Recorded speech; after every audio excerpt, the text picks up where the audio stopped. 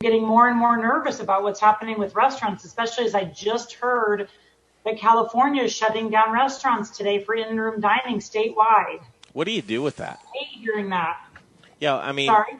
can you get ready from that? And a lot of times I always say, if you want to know what Colorado's going to do next, look at California. Unfortunately, I hope that's not the case here. You know, it's just killing this industry right now. And we've been trying to push wherever we can for the governor to open at open capacity or increased capacity where possible, which was one of the reasons why we pushed so heavily for that outdoor dining as well, which has been able to help some folks. Sadly, it's still not bringing people up to that capacity they need just to stay alive long term. And now that we're seeing surges happen in other states and how the governor rolled back after 2 weeks, had to roll back bars, you know, traditional bars. So I say the bars can stay open if they look like a restaurant, act like a restaurant, meaning they're serving full meals. But it is very concerning. That was based on other states, not based on what's happening in Colorado. So, you know, we're hoping that because Colorado is opening slowly enough that they won't have to reclose. I know the governor's office has said that to us as well, but I am very, very nervous watching what's happening in other states. That's the voice of yesterday's program, Sonia Riggs, the president and CEO of the Colorado Restaurant Association.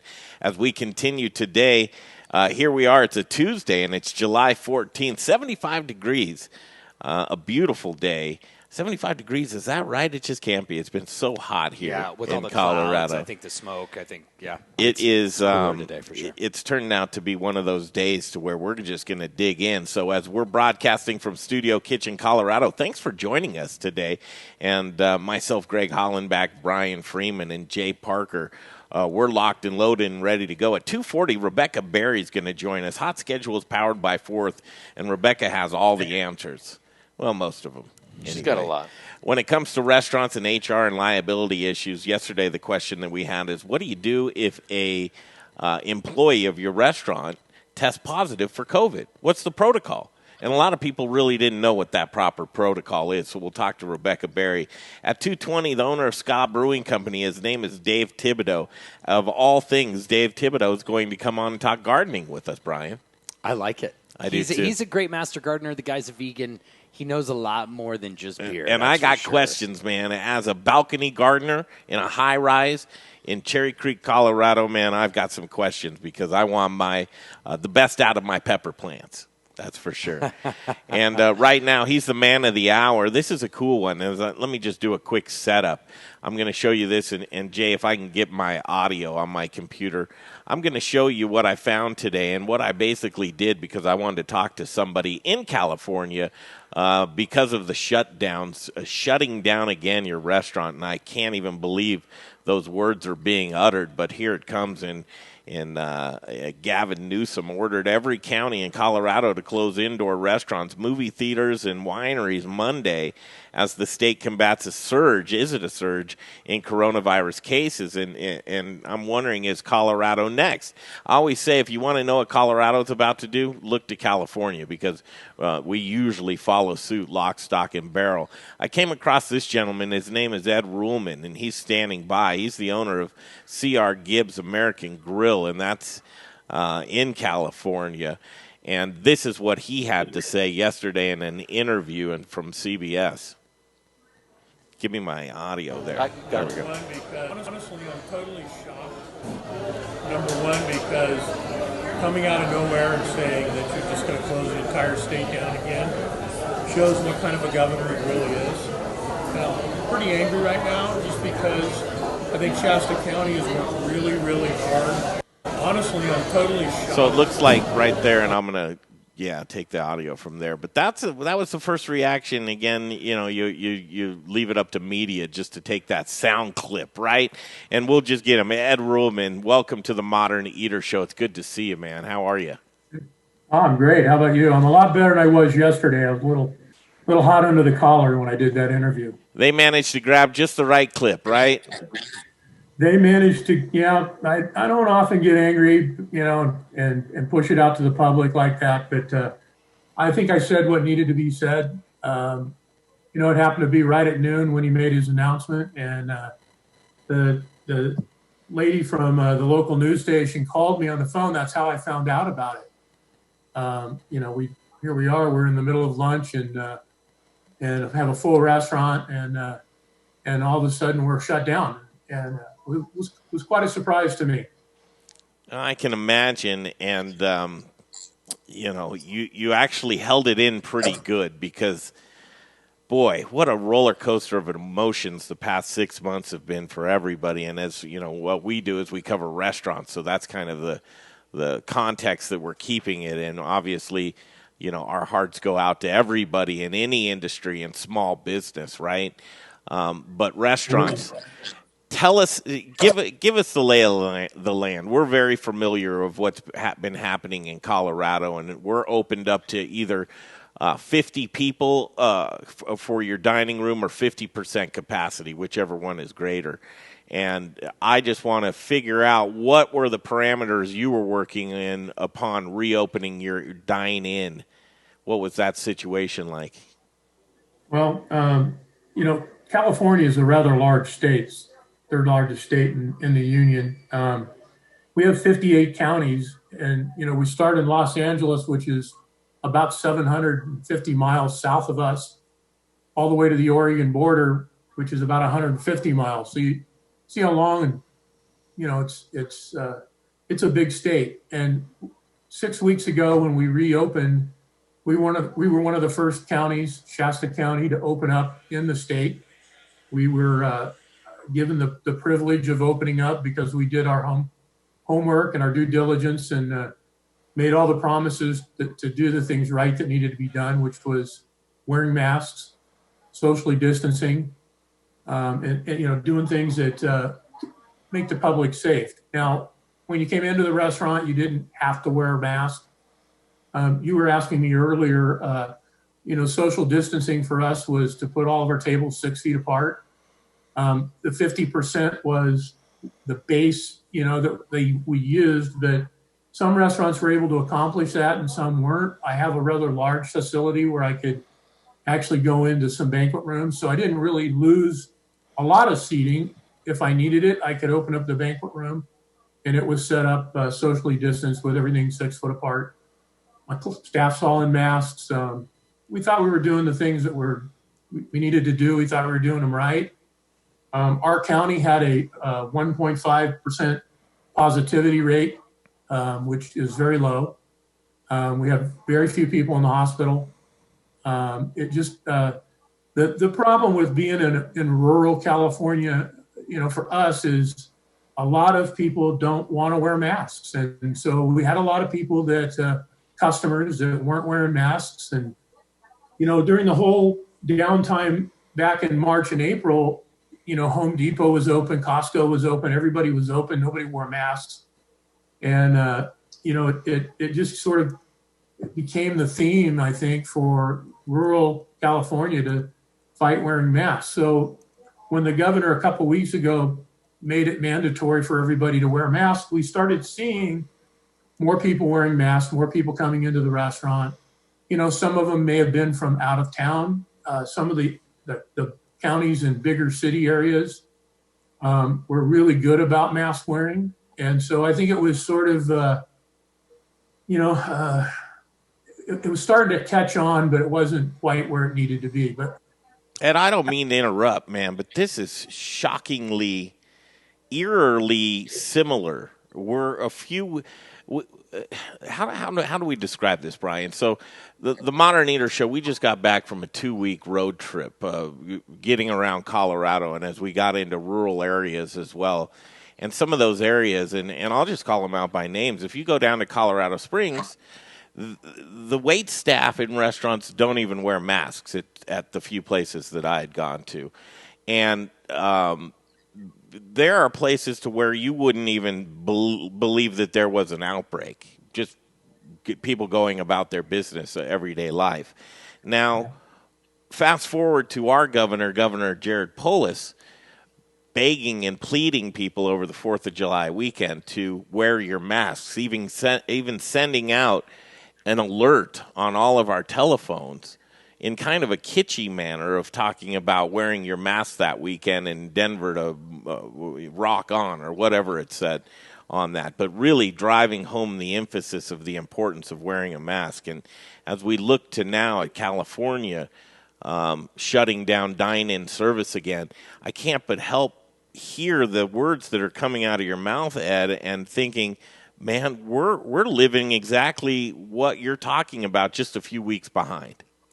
Yeah, you could be. I mean, in my wildest dreams, we were actually in a meeting when he did the shutdown, talking about it, and I had told my staff, "There's no way he's going to shut us down. We had we're doing good up here. Everybody's trying to do the job that wear the mask when you can, and there were some restaurants and bars that didn't play the game, and I think it came to a head when the governor just kept saying, "Hey, you got to wear your mask." Same thing over the 4th of July holiday. He put it out: wear your mask, wear your mask. And we didn't comply the way we, I guess, needed to as a state. He promised us, though, that he wouldn't just do blanket, close down blanket the whole state again, that he would look at it individually, county by county. And we all have county health officers. Our county health officer's an amazing lady. She's done a very good job of trying to keep us all in line. But, I guess because we didn't listen, he decided that yesterday was the day he was going to close restaurants down. And here we are again. So we're doing outdoor dining. We're doing to-go dining. We're expanding our patio. All right, we're going to get a look around, too. And this is the voice of Ed Rullman. And Ed is the owner, along with a couple other folks, of CR Gibbs American Grill. And I want to make this very clear to when Ed says we didn't adhere to those rules, that's the collective we of California, because you have shown great abilities of doing things right with you and your staff and your restaurants. And that's where the frustrating rub comes in, to where the consensus is punish the folks that need to be punished, weed them out, and I don't know how you'd go about doing that. I don't know. But you're left into a very precarious situation to where I think a lot of small business owners will be faced as well in certain situations, to when restaurants become outlawed, will restaurant owners become outlaws? And I hate to see faced to do anything that you would need to do in order to stay afloat or to keep your business going. Now, you may not be in that position, but there are some small business owners that own restaurants that we saw the unrest before the first reopening, taking it upon themselves to reopen their restaurants without clearance from the state or local municipalities. And I have a feeling that we're probably going to see much more of that. What's your feeling of that, Ed? Well, we're already getting word that there's some restaurants and smaller places that aren't going to comply. The thing that those of us that have a liquor license governed by the state, we really have to comply or we can lose our liquor license. My staff is fully masked. My kitchen's fully masked. I think Danita's going to walk around in a few minutes and kind of show you the restaurant. Let's get her to get in motion now if she could. That would be fantastic. And as she gets around there, and I think she'll be able to hear. You see these tables are all socially distanced. They're normally we have more tables. We have some high community type tables that are buddy bars that set up high like the bar, but they're all out of there. They're removed. You see a door in the background there. That's a banquet room. And that's where we set up most of those tables for overflow on busy nights. We socially distance the bar. There's 2 stools every 4 to 6 feet. Sometimes, people have more than 2 people. They'll put those stools together, but we don't encourage people to do it unless they know each other. We don't want to see them, putting stools next to people they don't know. So she's walking to the north side of our restaurant. We have an open kitchen. You can see the guys in the back there. Well, Ed, let me chime in so people can get a little understanding of your frustration as well, because you're in a county with 6 deaths, 200 confirmed, 203 confirmed cases, big picture, not really a lot. No. And so your frustration is with your governor saying we're shutting down the entire state versus recognizing people like you need this business to survive right now. That's absolutely true. We are attached to a hotel, so we depend on both sides of the business. But when the restaurant isn't open, or restaurants in general aren't open, people really aren't going to travel to areas, and we're a high tourist destination this time of year. And let's get an idea of your business makeup, of what it really takes to have this privately owned business here, to where you're fighting off corporate entities, big players on a daily basis, just being the private entity that you are. Absolutely. We're probably the largest private restaurant in the community, actually probably in the North State.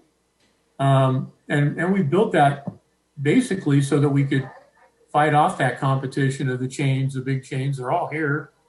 And, we all know they have a little more power and a little more marketing and advertising dollars. So we've entrenched ourselves in the local community, and our name's recognized. We've been here for 40 plus years. You see somebody that just came off the patio walking through the restaurant, probably to the restroom. This is our patio off to the right. But we'll be okay because we do have a large patio.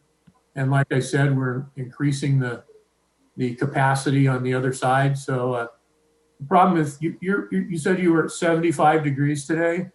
It's supposed to be 105 today. So this is where we're expanding to.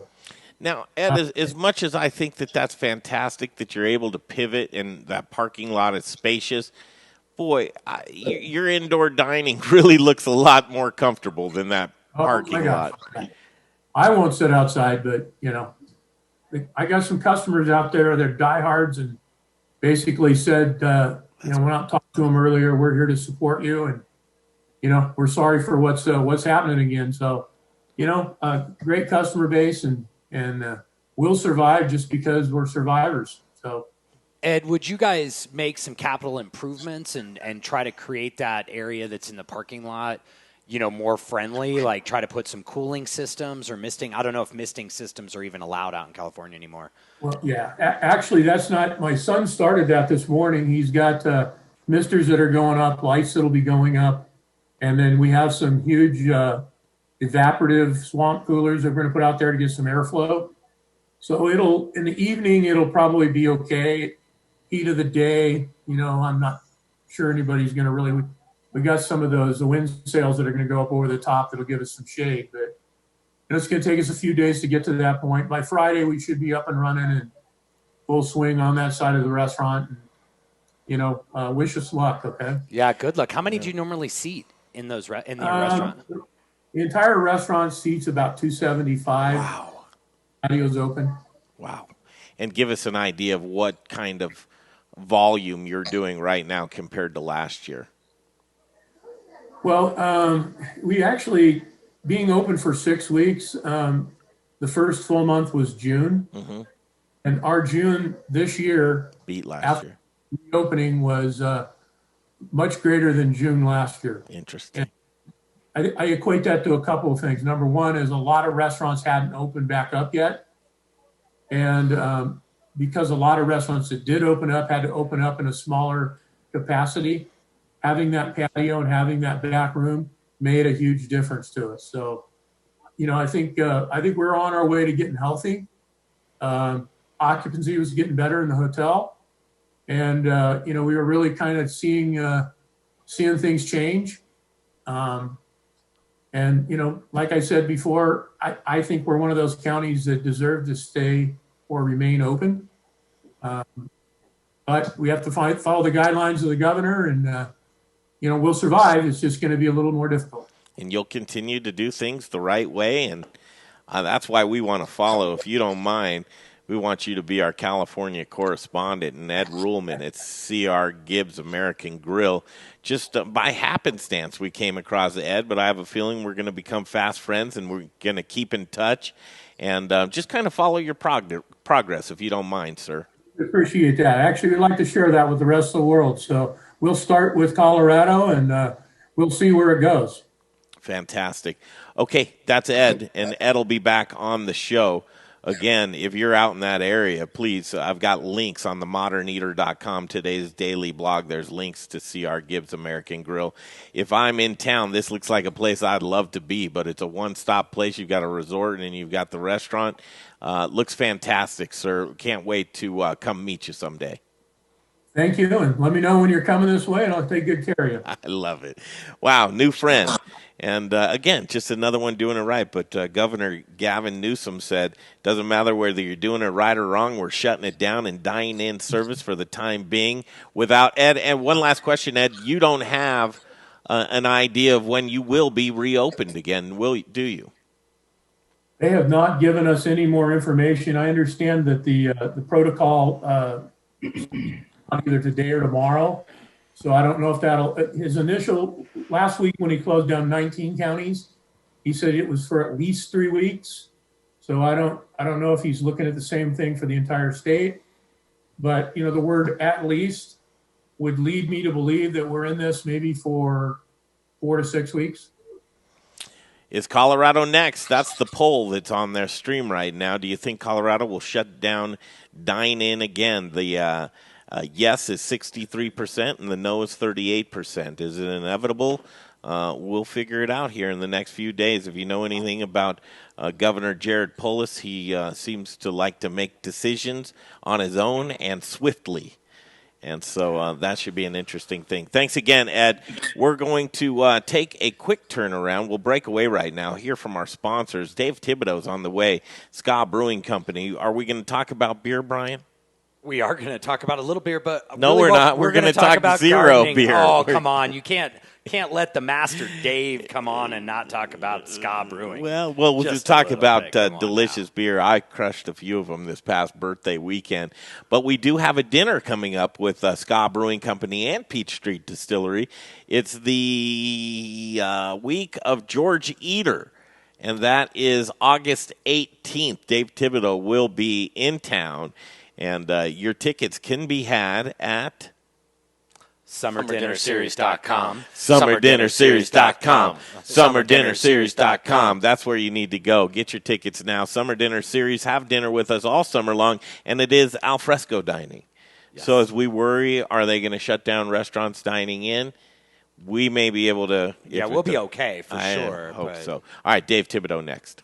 Hey guys, Chris Johnson here, owner of Rome Sausage, your hyper-local source for all things sausage awesomeness. My family is proud to carry on the fine traditions of Rome's founder, Jerry Rome, by producing a variety of amazing sausage in small batches with an eye on quality, not quantity. Every batch is made here in the great state of Colorado by hand-mixing spices, utilizing lean cuts of pork to make an outstanding product. Sourcing ingredients and materials locally, we are committed to supporting local vendors, chefs, restaurants, and the entire Colorado food scene. Getting hungry yet? Brats, Italian, breakfast, hot Polish, green chili, chicken apple, and the world's best chorizo. You can source all of our sausage through a variety of food service distributors. If your distributor doesn't carry it, call us. We'll come direct. You want a custom item? We'll do that too. Samples, and of course, sausage jokes, can be had by contacting me directly at chris@romesausage.com or by phone at 303-296-7663. The modern eater loves Rome sausage, and I know you will too.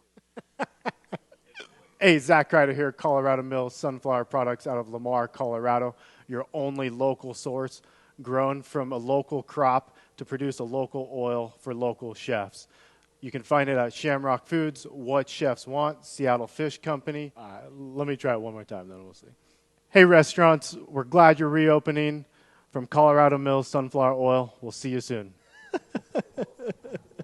First, we partner with the best farmers in the world, and then we tell them, we will take it all. Process whole spices daily, blend custom spices to order, keep it fresh, safe, and flavorful, all so that you can get back to doing what you do best. So whether you're a restaurant, a food manufacturer, or an at-home cook, be sure to visit The Spice Guy at www.thespiceguyco.com. Okay, the Modern Eater Show continues. What a great interview, Brian, that was with I had Ed so many Rullman. more questions. I know. You could spend 2 hours with that And guy. he'll be back for sure. But that was Ed Rullman, the owner of CR Gibbs American Grill, and just a terrifying thought of shutting down restaurants again here in Colorado. And again, I said it. The minute restaurants become outlawed, restaurant owners become outlaws, and that's really a terrible position to be in. Dave Thibodeau joins us right now. He's got his gardening hat on, kind of. How are you, Dave? I'm good. How are you guys? Really good, man. Wanted to catch up with you. Got some questions. First of all, I don't. This is see this, Dave. This is the beautiful drone.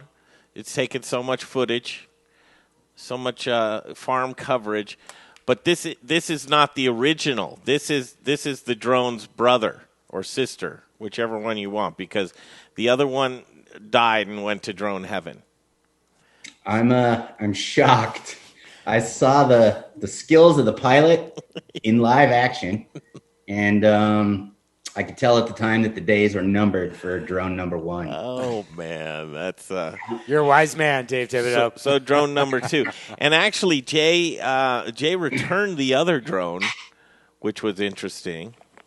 Yeah, I lied to the good folks at Amazon. I was just shocked when she shook the box and it rattled that she didn't really have more questions. But So, Dave, just so you know, the drone that passed away theoretically fell from the sky and really did fall from the sky. But I thought that was a good enough reason to see if I couldn't let Amazon make the decision themselves whether it was defective or not, because I'm going with it was defective. Oh, really? Yeah. Not pilot error, huh? No, that was defective drone all the way around. Because this one proves to be okay, in good working condition. Doesn't have a scratch on it, so not pilot error. Straight out of the box, though. It hasn't been flown yet. No, it has, actually. This last weekend. I flew it around quite some time.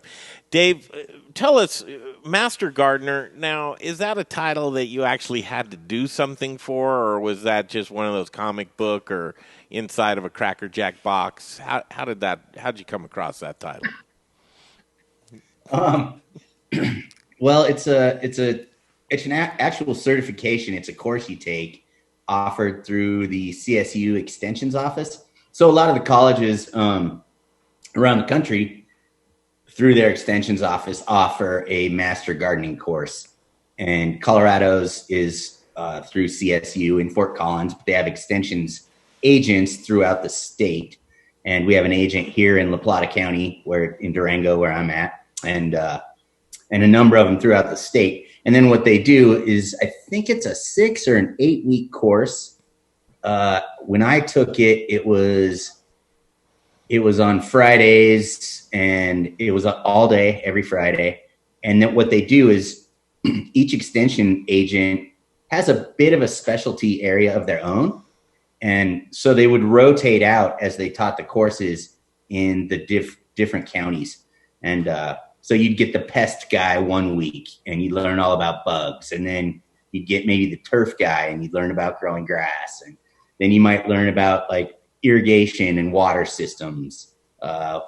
The next week it could be somebody from, another rural county that did pruning, for example. I would love and so it's that. pretty comprehensive. Yeah. You have, a lot of materials associated with it. And then you take a test at the end and you get certified and become a Colorado Master Gardener. And then you're supposed to stay active in the program, teaching and volunteering to maintain your title, I guess. Well, whatever. here you go. Here's your teaching and volunteering time right now. We can document this. Okay, I'm drinking beer while I talk to you guys. I hope that's cool. So you actually had to do stuff and things. Mm-hmm. Cool. Well, and that guy, I liked them. how, like the entomologist, wasn't an entomologist. It was that guy that studies like bugs. Yeah, the bug guy. The bug guy. So Dave Thibodeau, master brewer, a Renaissance man, all around bon vivant. and Ska Brewing Company owner as well. Dave, you're a well-rounded guy, but what brought you to wanting to be a master gardener? I grew up in I grew up in a gardening family, not really a farm, but we always had a big garden. And then I've been a vegetarian for most of my life, 30 plus years. And so vegetable gardening in particular has always been not only important to me, knowing, you guys obviously know with your food and the hyper local focus and understanding where your food comes from. And then I take it, I believe in it to pretty, I guess it's pretty profound, like the energy behind everything along the way and all the interconnectedness that goes back and back long before you're ever even putting a seed in the ground. And so I like to be attached to all of that and everything I put in my body. So it's always been really important to me. And then I was fortunate enough to get a piece of land outside of Durango where I had a few acres and I had a large vegetable garden, I would still call it. I still wouldn't go quite to farm. And that was, I lived across the street from the extensions agent for La Plata County, who actually taught and ran the course here. So I took that certification when I lived right across from him, and we both had big gardens and spent a lot of time out there. Every minute I wasn't at the brewery, actually. You ready to field some questions? Oh, you can try and take me down? No, I need to learn, man. And actually, I'll just lie and try to get by. No, we have Brian Freeman here who invented vegetables, so he'll catch you if that happens.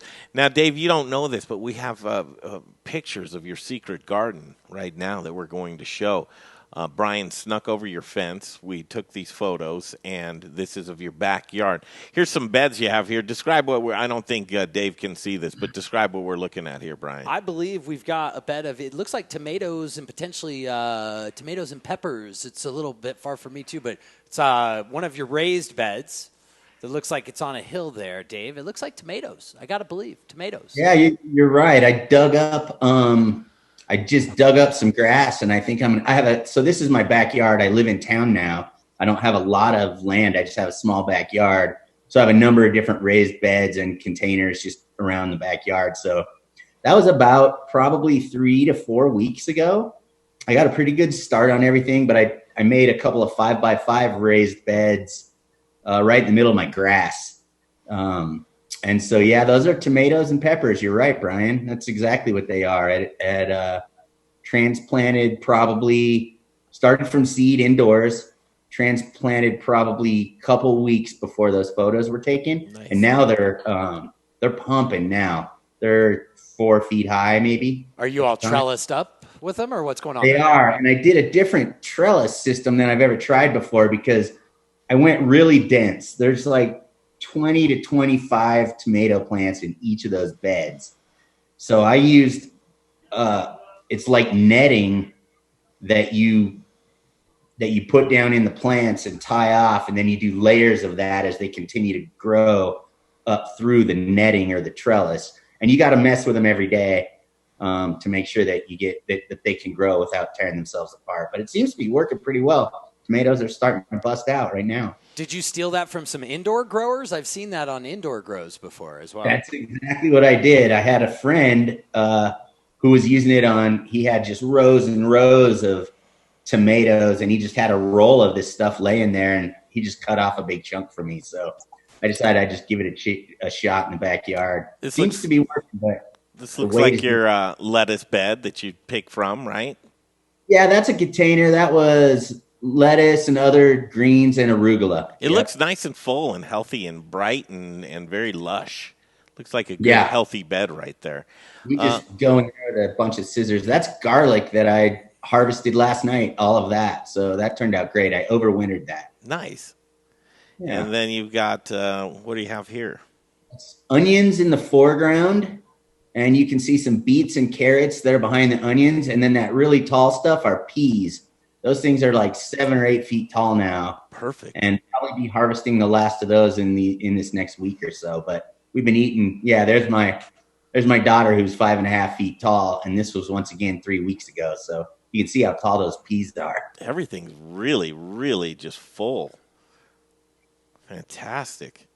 Okay, so that's Dave's garden.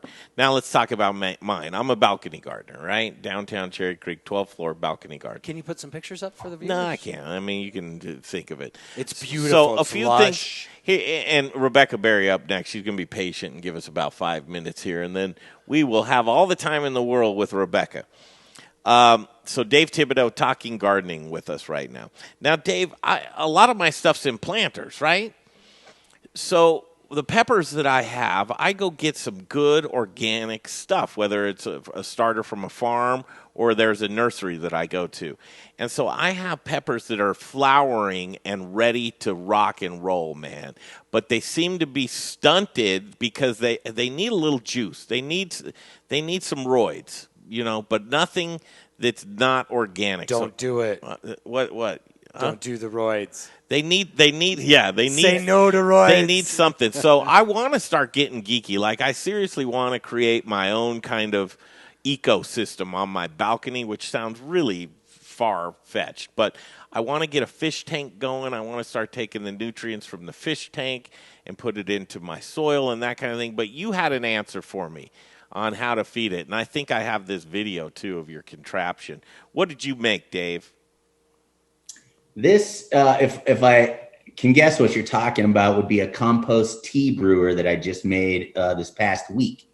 You got this, Jay? My screen? Okay. Here's his compost tea brewer. So first of all, talk about what compost tea is. It's actually a really diluted tea. It's basically tea and compost. I mean, water and compost, and you can add other nutrients to it. That you kind of ferment, and you use the microbes, the beneficial microbes from your compost, and you can use it as a foliar spray, which is what I've done. And the caveat here being that I'm relatively new to compost tea. I've used different organic fertilizers in the past, but this is the first time I've done this tea. And of course, with brewing background, especially missing my old home brewing days, anytime I can tinker and create something, some kind of little contraption, I do it. So it's a compost tea brewer where I use a recipe that has a little bit of liquid kelp, a little bit of unsulfured molasses, and then my compost that I create throughout the year. So it's finished compost from my backyard brewing in this brewer.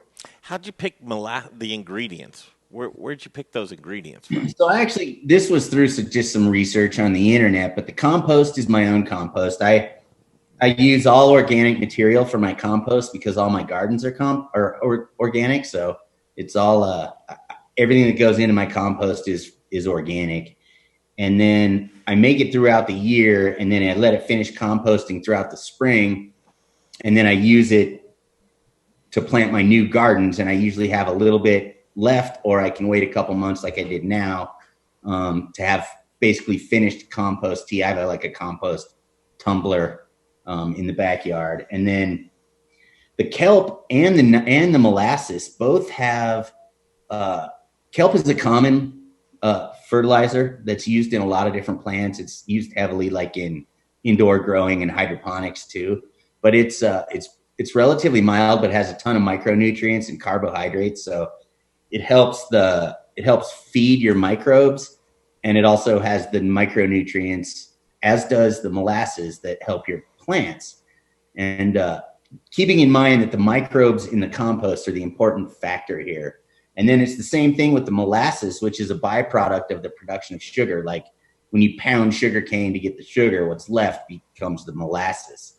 And the molasses has a lot of micronutrients in it, and then you want unsulfured molasses because you could buy it with sulfur in it, but sulfur is a preservative, or can be used as a preservative, so that intentionally kills those microbes.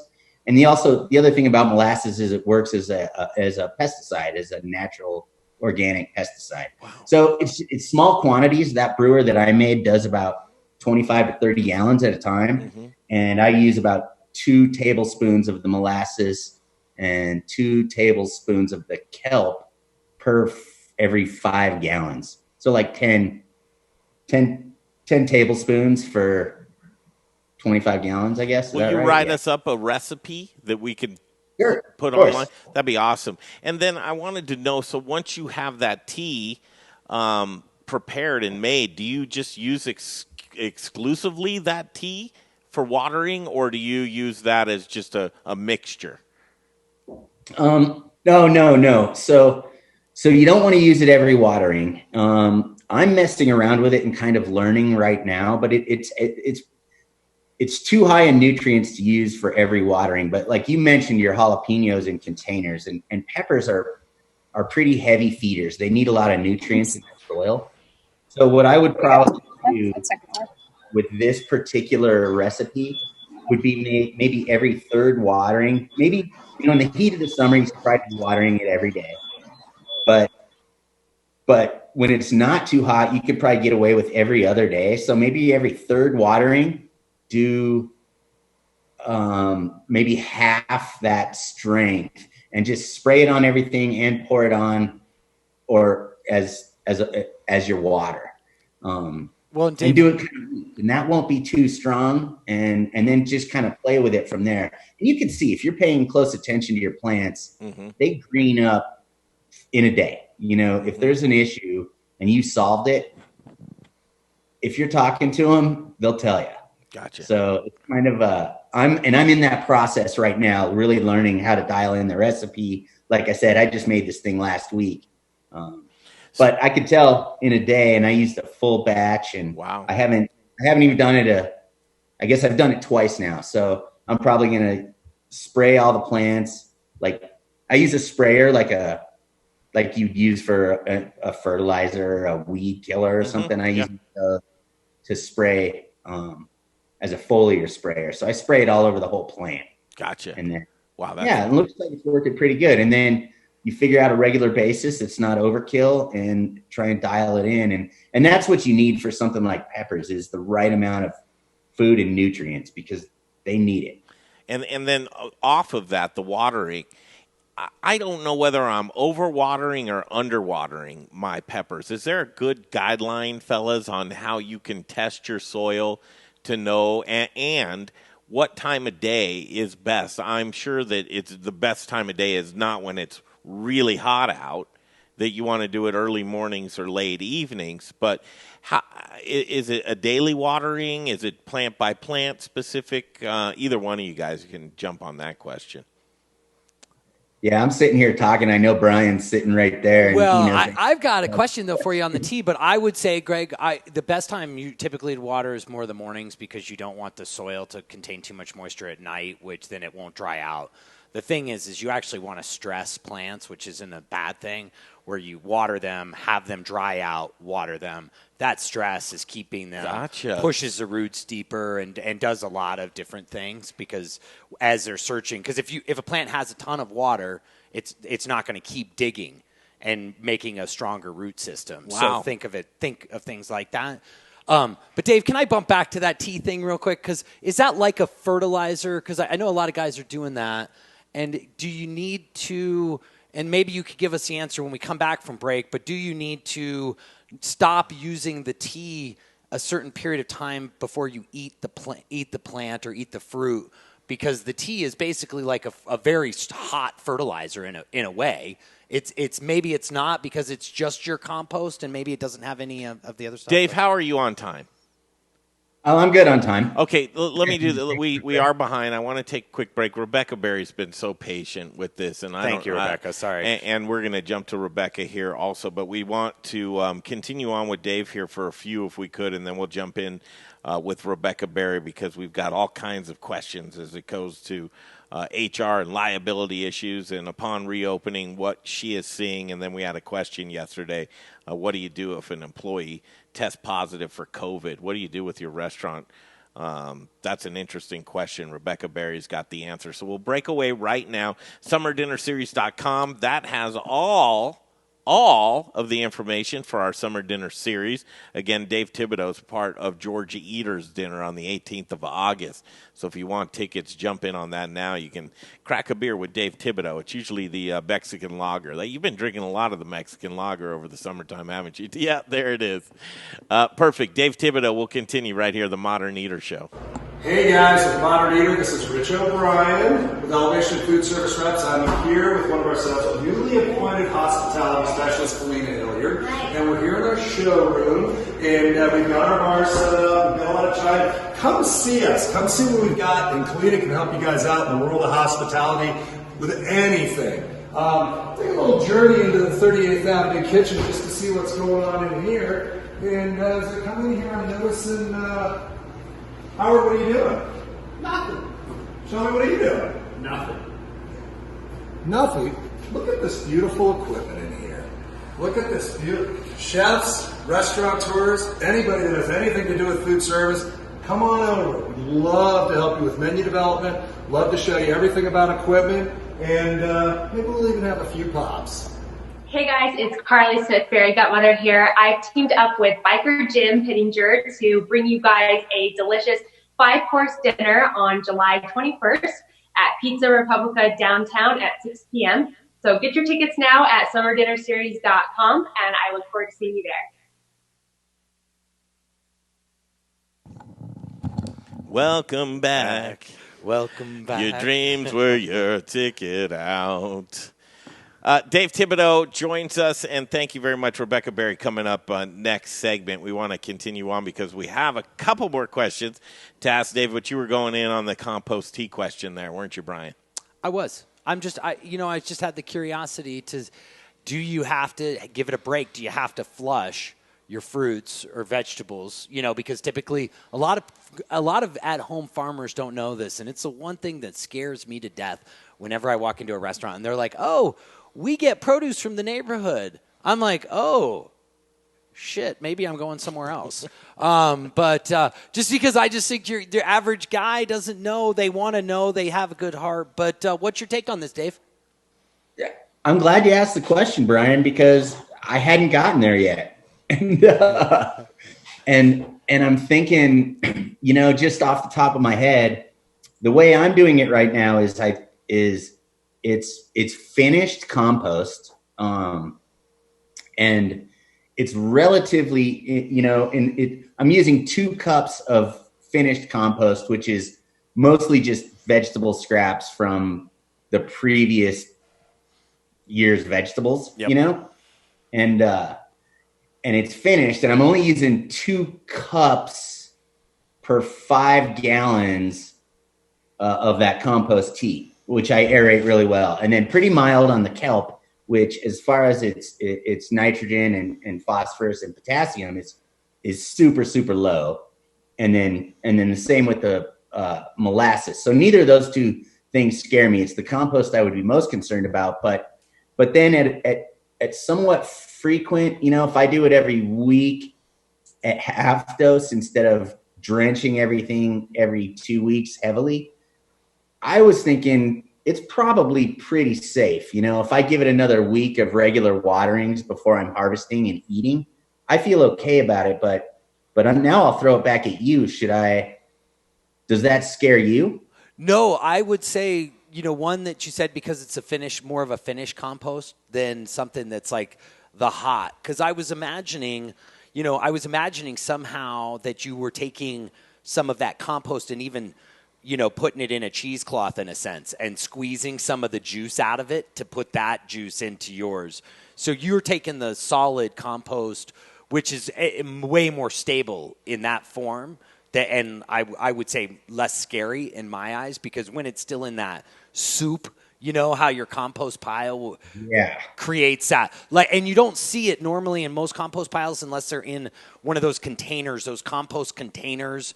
I don't know if you've ever used one of those like rolling compost containers where sometimes you look in there and there is some that black liquid. Well, what is it, guys? What is the best way for somebody who says, I want to get into composting, but I'm urban, so I live in an urban environment. I want to get going. What's the best way to just start a compost? Compost is relatively simple. Right down to the container, to what you want to put in there, what you don't want to put in there. Well, I think you just touched on some good stuff. I mean, containers is easy as a bucket, right, Dave? You could put a still bucket under your sink. And you can use a plastic bucket. There's all the well known issues that come along with plastic. So if you could, you could start with something steel. Like they have nice, if you have a little bit of cash, there's nice stainless steel, like countertop little composters that you could just throw your scraps and stuff in. And then you can start by limiting it to the stuff that you just cut off your vegetables or whatever in the kitchen that is safe without getting too crazy. Maybe keeps things like eggshells out of it. But if you're cutting something ends off of vegetables or peels or something, that's a really easy way. And then, all right, plug your ears, Dave.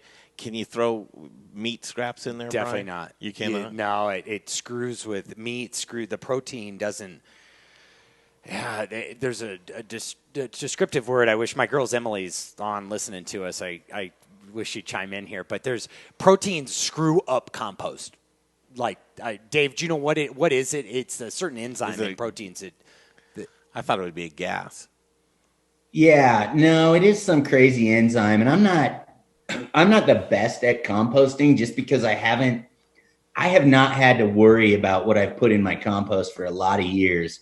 And I just kind of have a routine, but I don't throw any kind of manure in there. I don't throw anything that's just not a vegetable scrap, basically. So banana peels, good to go. Good to go. Banana peels are good. They'll compost a lot faster if you chop them up a little bit instead of throwing them in whole. Yep. Always peel your goofy organic stickers off your vegetables. Yeah. Dave, I've got a curveball for you. Not in a different direction, but in the same. Do you know what seeds? Can you name 5 seeds that you should be planting in July? In July? In July. Right now, this month there's still time. There's still lots of things that you can put a seed in the soil right now. And it needs 120 days? Doesn't need 120 days, a lot of these items. Does not. A lot of greens don't need that long. So lettuce. Yeah, the arugula, broccoli, cabbage, even carrots. You could still do some carrots. You could get another planting of carrots in. You could probably do some root vegetables too. Potatoes? Parsnips and carrots as far as I'd go. Yeah. Because that's enough time. But parsnips and carrots. Well, let me go on the other side of this thing. So, guys, here's another question that I have for my home garden is a lot of times I'm like, is this ready to pull from my garden? Is this ripe? Is this ready? How do you know? And I'm working with peppers. I do a lot of herbs as well. So, even to the point of picking my basil off of there, is it going to regenerate? I'm going with smaller quantities, and I want to know, like, where do I pick that from? Do I have to cut it? Can I rip it? Those are the really small pinheaded questions that I have when it comes to gardening, if anybody has an answer. I mean, the first thing is with things like herbs and stuff is don't overthink it and don't lose any sleep over anything like that. Any of those things will work. And herbs, if you're treating them well, nonetheless, they're going to keep popping up. What you have to be careful about is the middle of the summer when they'll start to bolt. And then that's what you want to avoid. And you can actually harvest to prevent that if you're just doing it by, I need a little fresh basil on top of my pasta tonight or whatever it is. And you can kind of prevent that through what you harvest each day. But there's little ways that you can mess with your plants, everything from your tomatoes to particularly basil, where you can get a more prolific and bushy and stout plant that's more prolific overall, and ways you can train the plant too, the way you harvest it. But the biggest thing is with herbs and greens and lettuce is don't freak out about it. Just take what you want whenever you want it, I mean, don't you agree with that, Brian? Yeah, totally. I do. Those. How about plucking your peppers? Greens. When do you know to pluck your peppers? The peppers are. I think listen. It depends on the variety, so you got to understand how big they're going to get, how small they're going to be.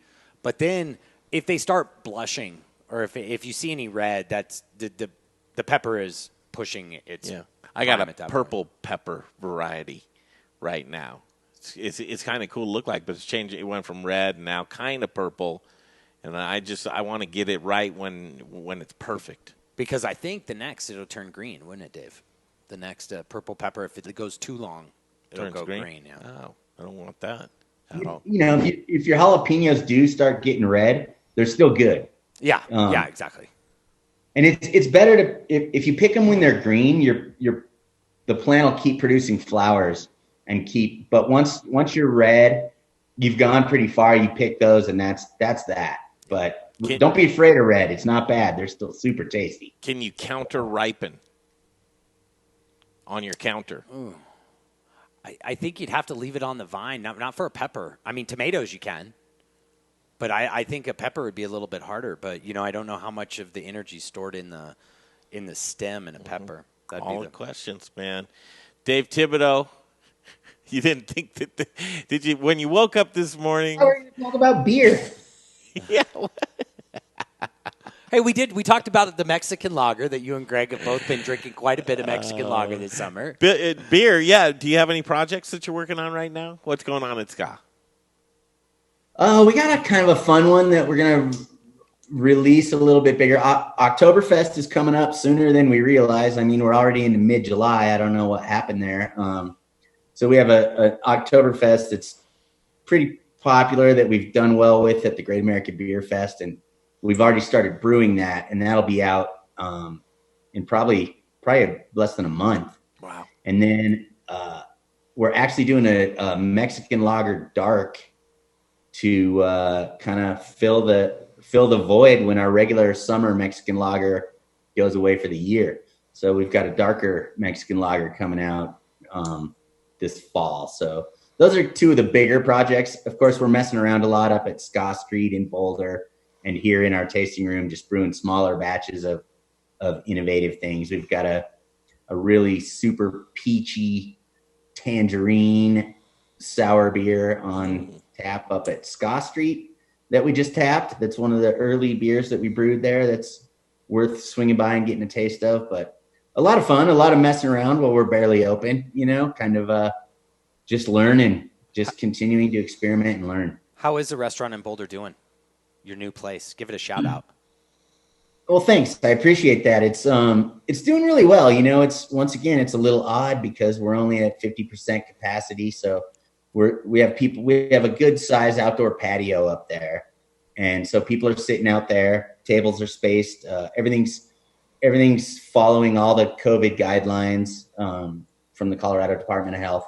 And so it's full, and everything's tasting and drinking really well. But full seems, for me, somebody who likes the social side of a pub atmosphere, it seems half full. But that's the way every place seems to me. But people are really enjoying it. We're getting a lot of good reviews, a lot of good feedback from the neighborhood, and it's a lot of fun. And our team up there is doing a great job. The food's seasonal food, so heirloom tomatoes are coming in now, gazpacho, and nice rainbow colored salads, beets, different colors of beets, and I like to eat by color, being a vegetarian through the second half of the summer.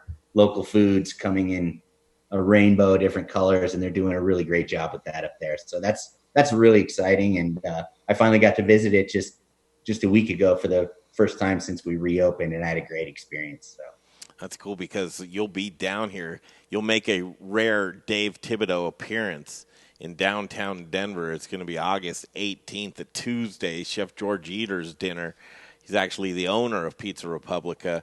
You'll be down on the 18th, but along those same lines, just a few days later, you've got a dinner experience as well. Do you mind telling us about that before you go?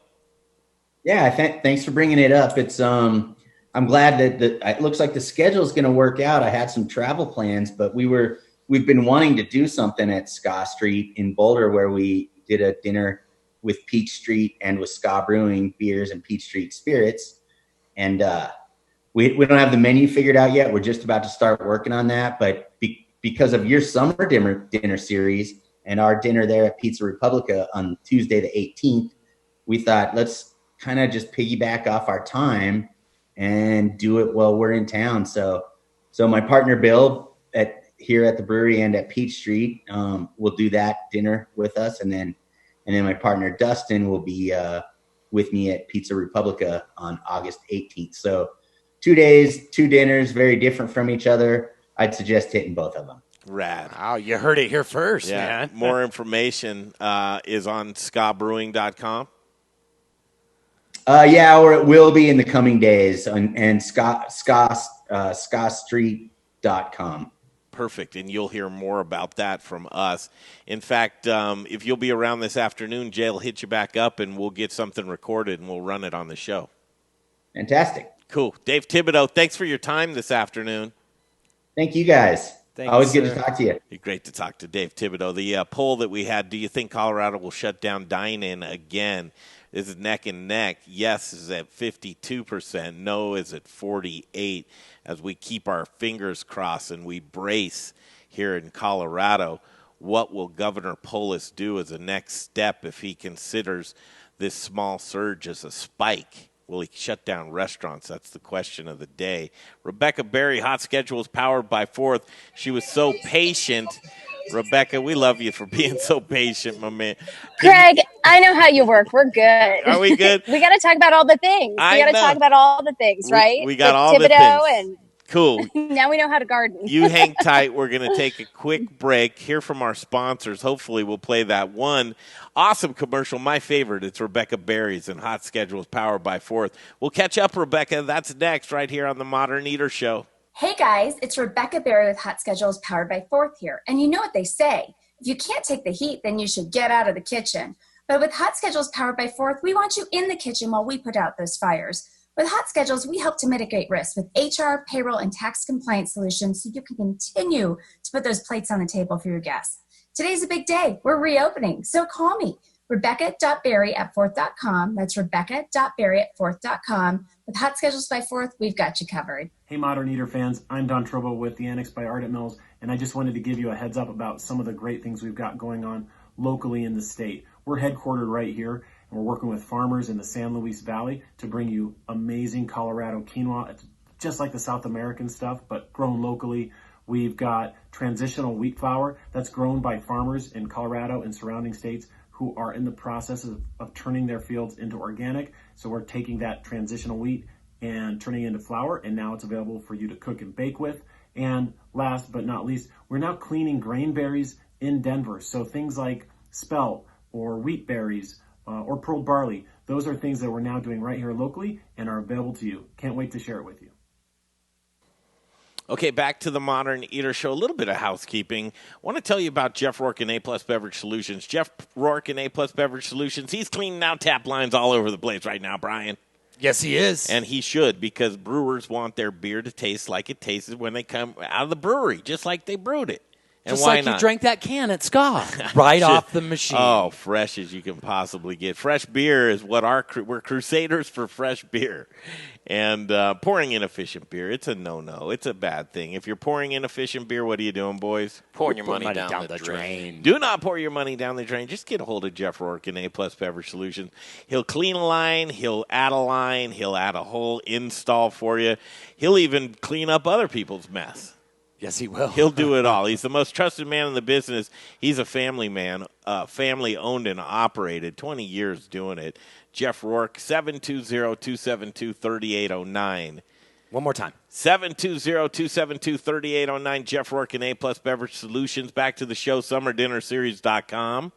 That's where you get all your summer dinner series. SummerDinnerSeries.com. There's only two websites that you need to know. SummerDinnerSeries.com, which will take you to themoderneater.com. But on themoderneater.com, daily blog, and it lines out who the guests were. If you missed Ed Rullman, he's the owner of C.R. Gibbs American Grill in California. Redding, California. Yep. And, again, Governor Gavin Newsom ordered on Monday to close down dine-in in California. Sonia Riggs, president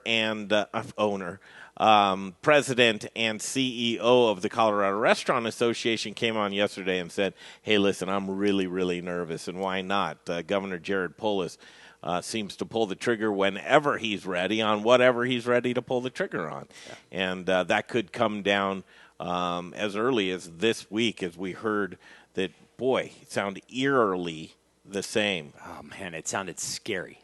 And Dave Thibodeau giving us gardening tips, and Rebecca Berry joins us now. Thank you, Rebecca. Here we are. And where are you? Guys. Where are you? I am at Cochino Taco on South Broadway. I figured instead of putting a background on or being in my home office, that I come support local and support Johnny and his crew here. And we've got some really, let me turn my camera around, their famous little taco truck. Oh, shut up. And it is Taco Tuesday. And look who we have here. It's Andy. We're working together. But yeah, so this is one of my favorite places to go. You know, I had to. We're here. We're going to be look, we've got the computers. We're going. But yeah, so this is one of my favorite places in my neighborhood to go to support. It used to be Gary Lee's. So I was here for a long time. And then actually Johnny was a high school friend of Gary's. So it's good to see it switch hands in the right way. And it's just awesome here. So here we are. If you ever have any questions, and you'll know, but write this down, rebecca.berry@forth.com. Okay, yesterday, and I don't know whether you have the answer or not, but I have to ask you, we were posed with a question, and we asked Sonia Riggs this same question. What do you do if an employee tests positive for COVID? You know, that is a great question that I can't answer, but our HR team would be able to guide you through. So I am not a certified HR professional. That's why Forth has certified HR professionals where you can pick up the phone, give them a call. What we do offer, though, to help kind of prevent that is if you are a Hotschedules labor client, where you do all your scheduling through that and everything like that, that we do have a health check. So employees, it's optional, but managers can see when employees opt out of doing it. But they can put in their symptoms, how they're feeling.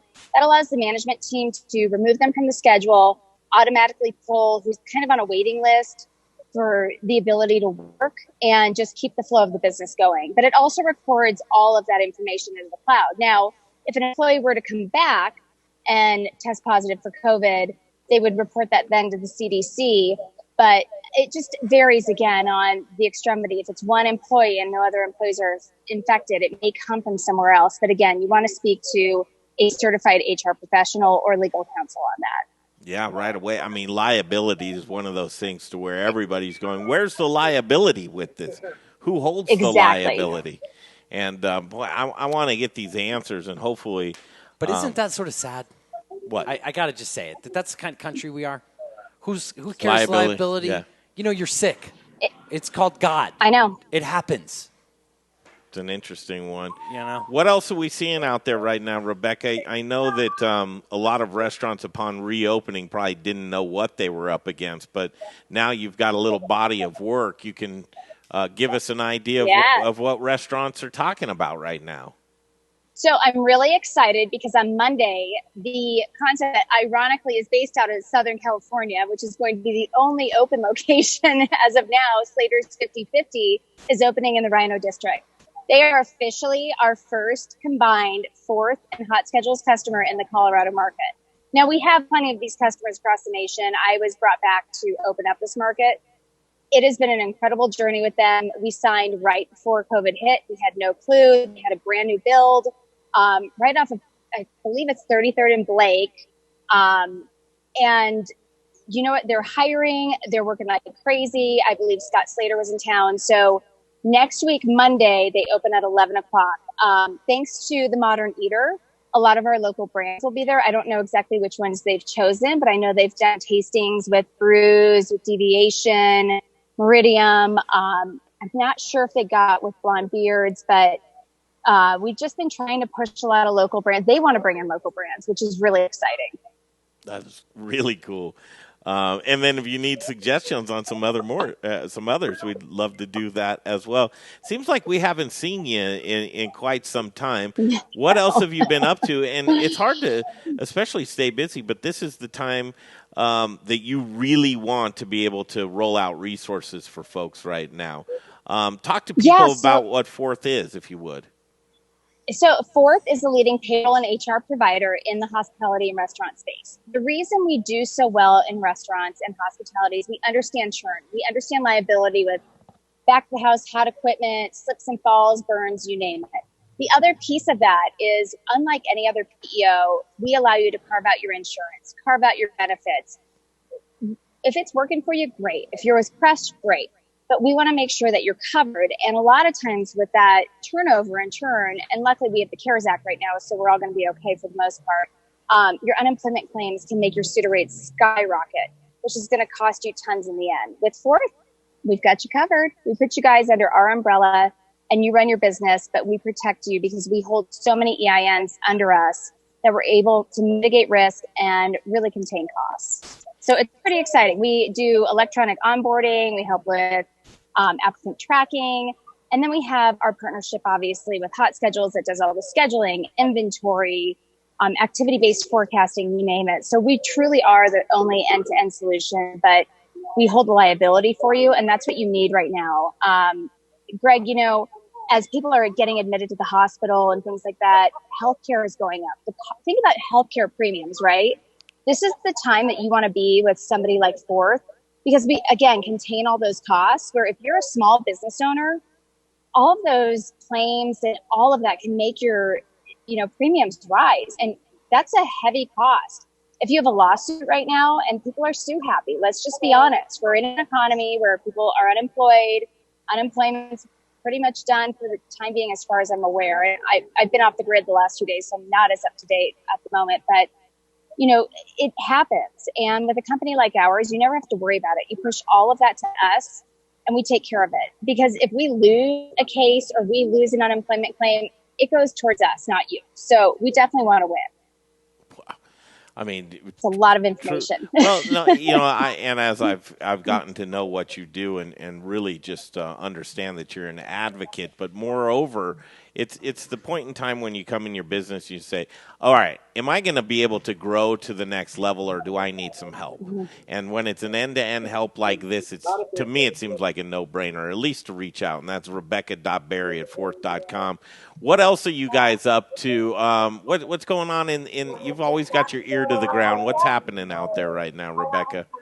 A lot of groups are really busy. I've actually been busy with my big girl job, Greg. I spent a lot of time with you guys and helping the community through this, which was so amazing. We have so many companies that are coming back that are doing well. I had a meeting today with a group that is actually over year and is looking to grow 6 new locations. But what do we always say? We want to be lean and mean right now. So they're very lean, which is where we come in handy of taking all the administrative burdens off of them. So Colorado, we've been very fortunate. I took the poll. I don't think we'll fully close. I trust our CRA to go to battle every day for us. I know Sonia and her team have been working nonstop. I think they will fight to the bitter end. I think there will be just an outrage if we have to close. I think people are smart here. 99% of the time I see masks on. Literally consumers come in, they just sit right down. All of the staff is wearing masks. So, people are trying to focus on growth and they're trying to focus on pivoting their menus and pivoting to go. I've heard, I think it was yesterday on the show, I believe, and correct me if I'm wrong, but I can't remember who it was saying, we're thinking of doing a to-go menu and, a dine-in menu. It's just changing all over. That was Kelly Whitaker. It was Kelly, yeah. So, I feel the walls rattling, which I love. And, it's 3:00 and the patio here, you can't see from this angle, but we've got a decent crowd going of people and it was packed for lunch. So, and it's starting to rain a little bit, but people are out. Yeah, they are. They're being smart. So I've been busy doing that. I'm partnering, obviously, with Rich O'Brien, with some of the other manufacturers reps to host events. So if you guys have an interest in testing out new equipment, let me know. I also, with those events, I've partnered again with Deviation, Blonde Beards, Meridium. If anybody else wants to get on board, Chris and I owe him an email, actually, on sampling some local fare to bring into your local establishment. So we're really keeping our local economy going. That's a big thing for me right now. So that's kind of where I'm at. I've just really been thrown back in, but still trying to work local and support local brands. I love it. Summer dinner series, and we want to get you over there for a dinner. We'll talk offline, get you over there for a dinner. And just say hello to Andy for us, if you will. How's Andy doing? I will. He's doing great. I'm sorry we missed your birthday. I told Jay I went camping. And I had no service. That's fine. Yeah. And I had no cot. And I had no hotel room. I had a air mattress. How'd you do? Here, let's ask Andy how I did. Uh-oh. Let me flip him. How'd I do? Hey guys, you know what? Hold on here. Becky survived the ultimate camping adventure. All right. And Who's Becky? Rebecca. Yeah, I made her. Yeah, Rebecca. I made her sleep on a air mattress, and one night it went flat on her, and the next morning I heard about it. But you know what I did? I gave her my perfectly good condition air mattress, and she slept fine ever since. So, and she also caught a huge 14-inch trout all on her own. So she is accustomed to living in the Mile High. So there you have it. And you took her camping. All right. I did. Did you eat the trout? No, Becky released it and she brought it back to life, and she actually nursed it back to health, and it swam away just fine. It's a pet now. It's actually at her home in Washington Park. It is. I'll give it back to her. Thanks, dude. There's Andy. Sorry, guys. I've got a headset in because it can get kind of loud on Broadway and Cedar here, which is where I'm at. So you're fine, Becky. So I know it's weird, right? Nobody else can call me that. So we've just been taking some time off. You know, Jason Wange, as we all love him, has really been an inspiration for me. And just this thing has been really hard for all of us, right? And Greg, you called me day one. We did a show, and now it's just amazing. It's this huge thing that you're doing and continuing to do. But this whole COVID thing has really weighed on all of us. I mean, between work and stress and economy and family and being stuck inside all the time. And so the disconnect and unplugging was so amazing. So I'm like this week already, I'm rocking and rolling. It's exciting. That's what summertime's for, man. It's exactly hot days and beautiful evenings and sitting back and getting close with the people that you love, man. Summer nights. I love it. Rebecca Berry, rebecca.berry@fourth.com. We'll catch up with you soon, and I'll call you about Summer Dinner Series. Perfect. And one thing I want to add, Greg, is you guys, if all we have to do is run your numbers, there's no contract to run numbers. There's no catch. It can't hurt to at least see what we can offer. We're saving tons of concepts, thousands of dollars. We just partnered with Bar Louie, which I know isn't local, but they were in Chapter 11. We were actually saved them enough to where they could reinvest it into the entire Hot Schedules platform without spending a dime. So just food for thought. We can just run your numbers, and that's it. Wow. So give us a shot. What do you have to lose? Do Nothing. it. Do it. Rebecca. Thanks, guys. .berry@fourth.com. See you, Rebecca. Thank you, Rebecca. Oh, Bye. man, what a show today. And as I look to the beginning of the show and Ed Rullman, it's still just haunting my mind hearing Sonia Riggs say that she's worried. She's very, very worried and concerned that Colorado restaurants will be next. We'll follow it all week long. And again, themoderneater.com. If you need a recap, the daily blog will tell you who was on and contact information for them as well. Tomorrow on the show, we're going to be revisited by Dr. William Blanchette from Boulder Internal Medicine. Are we seeing a spike right now, or is it just an uptick?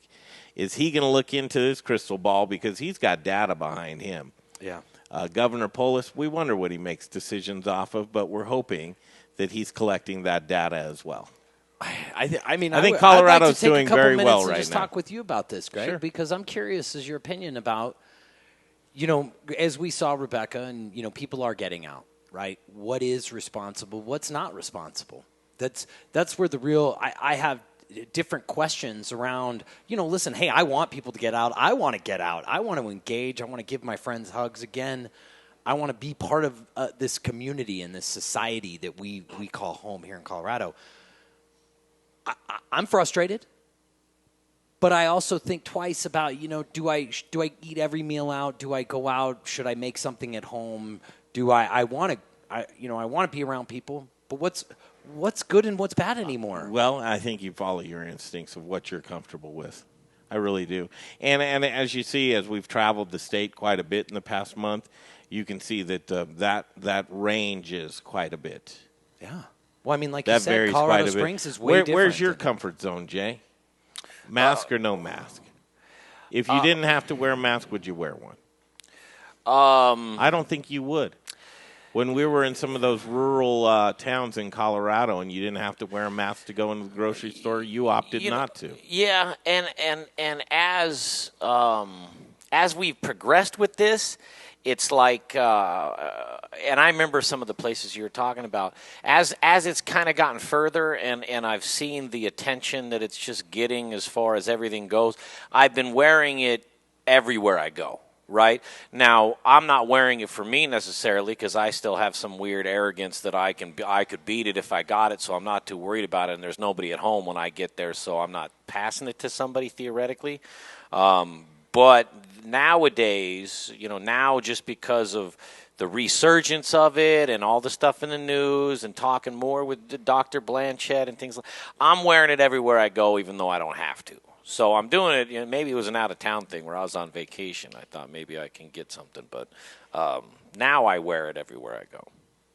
Did you hear about this kid's last words to a doctor? 30 years old. Did you hear about that? Did you see that news story yesterday? The doctor came on and said he said it's real because he had been going around on social media and telling all of his friends that COVID was a joke, that it was a lie, that it was. You're always going to get those type of sensational stories. Sure, I mean you do. That's what the news. It's what sells news. But I think it's interesting though because I think a lot of these kids. Like what we had Dr. Blanchett, and I'm excited to check in with him because I really do like him. That he's been on. One thing I do want to ask Dr. Blanchett tomorrow is, are the masks that we're wearing, right? Are they really preventing against the spread of COVID? Because what I understand about the masks that most people are wearing, those paper masks, that those masks will prevent from the spread of it, but not the intake of it. Yes. And I think that's totally right. It's you're wearing a mask, you're not spitting on people anymore, because we don't realize that how much moisture spit. But they do not prevent the spread.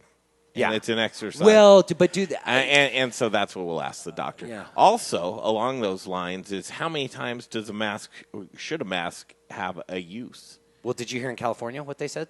5 times. The nurses are having to reuse their mask 5 times right now.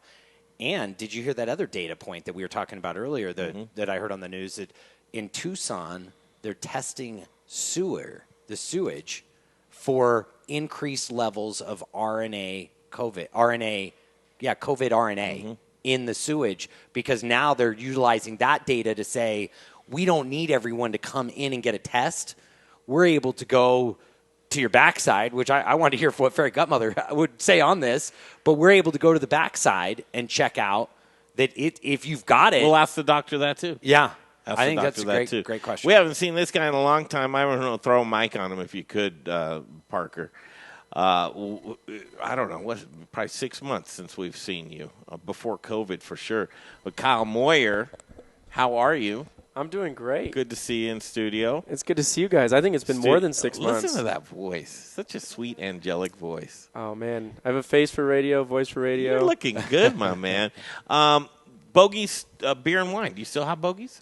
It's actually under contract. Is it really? Yeah. Congratulations. It is. Thank you. Yeah, it's almost 7 years old, and my baby, and I have a new venture coming up, opening up a new food hall and market. And You've got to be terrified to get into that business right now, right? Or no? Not as much. No, okay. I think I have a good understanding of, at least what has been placed in front of us with rules and regulations, as well as amazing applicants. So, I can build staff. Do you look to a different thought process of doing that type of project with COVID, or do you go pre-COVID, this is how these things were done? Again, it's a market and a food hall. Is that what you said? Right. No, I don't go pre at all anymore. I think that, we can follow the regulations, and we now know it's kind of been put forth, so we don't have to really make any of the changes. Could be an interesting opportunity. It can be. And so less touch points. Are you going to be looking at that? Absolutely.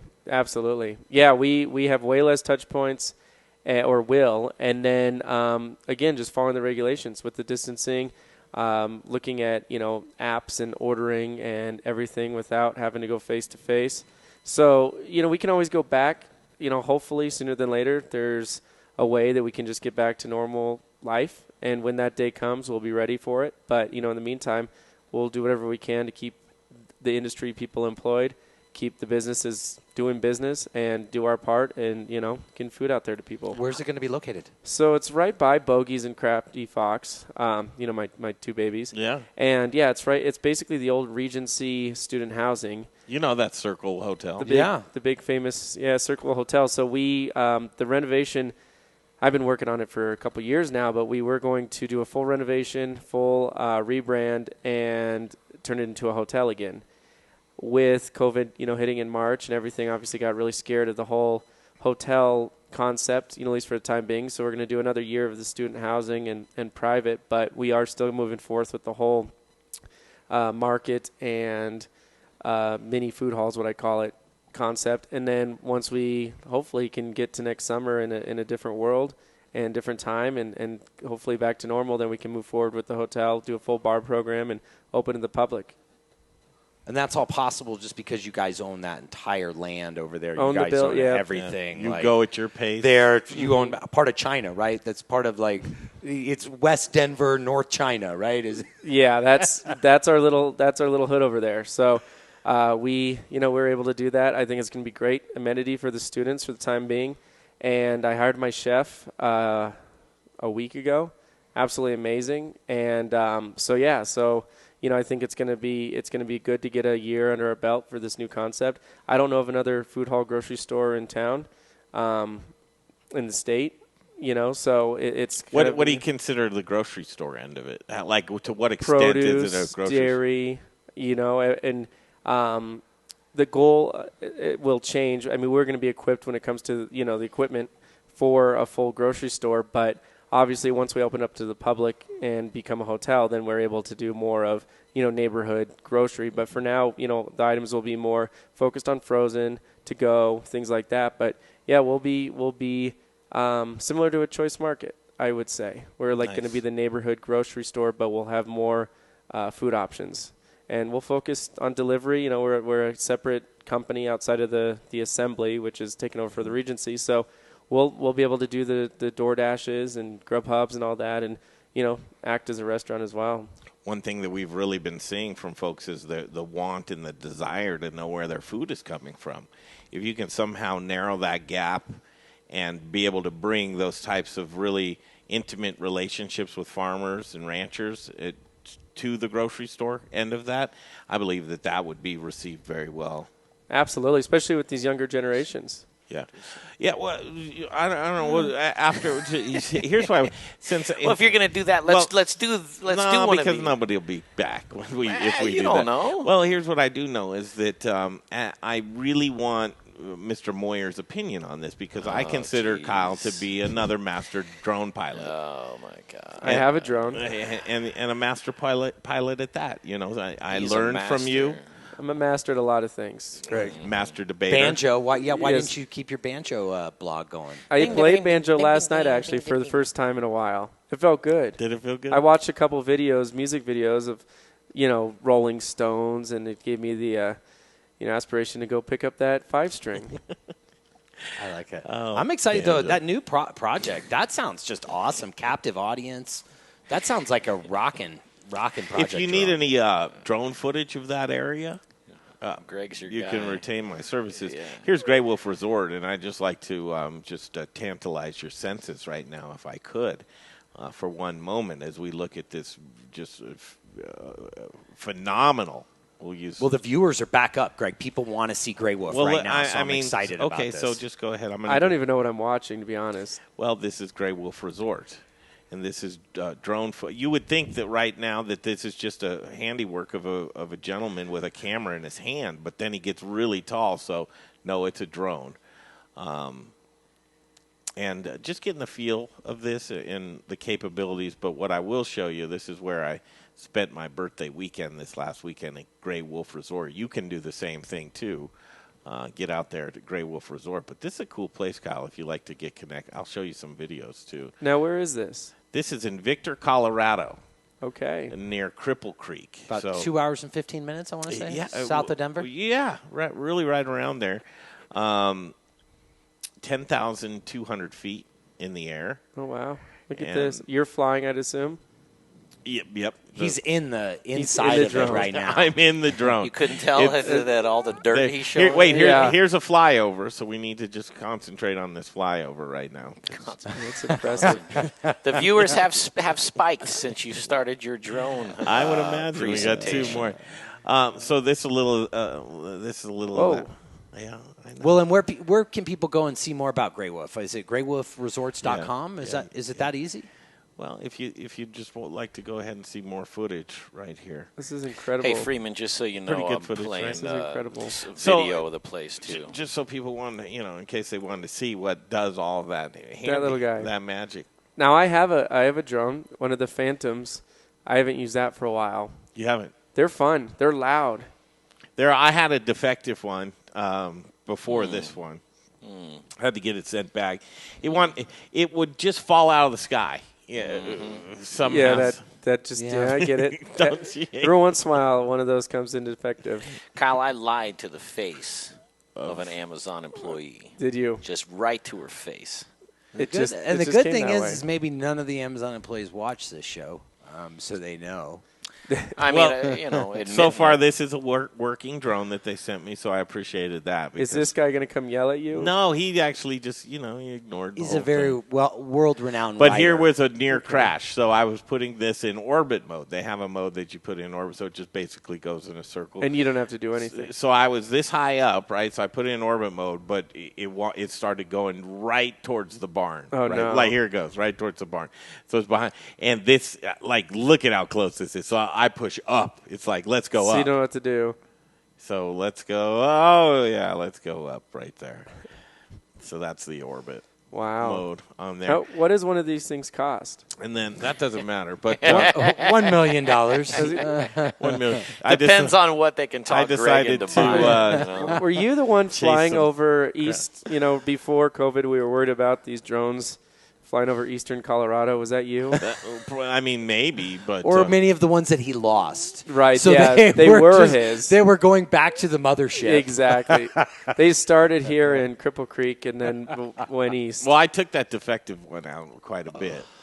But look, I'm chasing cows. I see that through the pasture. The cows loved it, and the cows loved it. Well, I think they had a little exercise from the. Here they go, a little running with the cows. But just connecting, Grey Wolf Resort. It was fun. It has a good quality, though. The image is, not bad, right? No. It's a good look to it. So that's nice, Greg. Yeah, thank you. I appreciate that. Anyway, that was it. Just thought I'd share. Well, thanks for the invite to your birthday weekend. Actually, Mr. Moyer and myself share the same birthday. You're how many years older are you than me? 3 or 4. Anyway, that's I'm not like important. negative 15 years older than you. That's not important. Tomorrow, Dr. William Blanchett. And you're right, Jay, the viewership did spike back up. So appreciate you guys wanting to see that. Well, I think that was the Grey Wolf Resort video I was playing alongside of most of that. Oh, really? Yeah. Okay. But no, it's the drone footage. I mean, listen, man, considering what we saw on TME Road Trip 2020 with the faulty, air quotes, faulty drone that you had, this video you are proudly displaying today is a lot better than what we saw. See, well, that's just a testament to when you get a functioning drone, Those or a little more practice under your belt. A couple of times on the road trip, we threw some buildings in front of it. A couple of iron chairs on. I was patios. waiting for what really happened. And I don't know whether you saw it. I'll just go back just a little bit here, but I don't land it on the ground anymore. You just I pluck it right out of the air. So that's safe. Go ahead and testimony to that. That's safe. Here we go. Go ahead and see this. Yeah, no problem. Right into Greg's hand. Oh, wow. And then we get a full shot of your belly right there. Right there. Boom. You could probably actually lay it on your belly. Yeah, and take off from the ledge. I put beers on it. I think you could easily have a landing pad for a drone. You're no right doubt about it. that. Now that I'm shamed. Well, you see, this is why I'm only on every 6 months. That's right. You're like Lindsey Buckingham from Fleetwood Mac. Yeah, you're bumped off the show. The viewership plummeted at that point in time. So that's time to call it a day. I'll tell you this right now. Before we call it a day. Yeah, what do you want to do? I'm going to talk about Aspen Baking and then play some.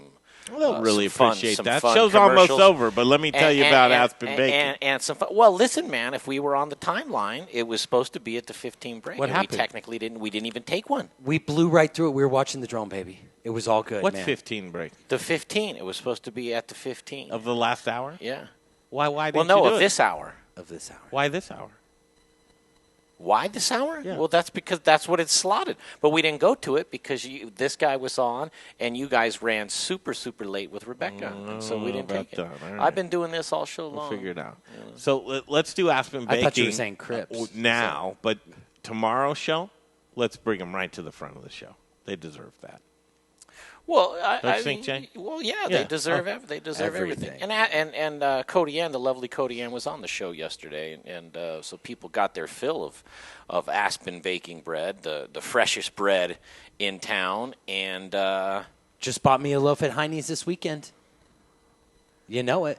I've got to do that. And I want to tell you, Greg, about Aspen Baking. AspenBaking.com is where you go to find delicious, daily, fresh baked bread ever since 1994's, but you're not going to find any chemicals. You're not going to find any fake colors or dyes.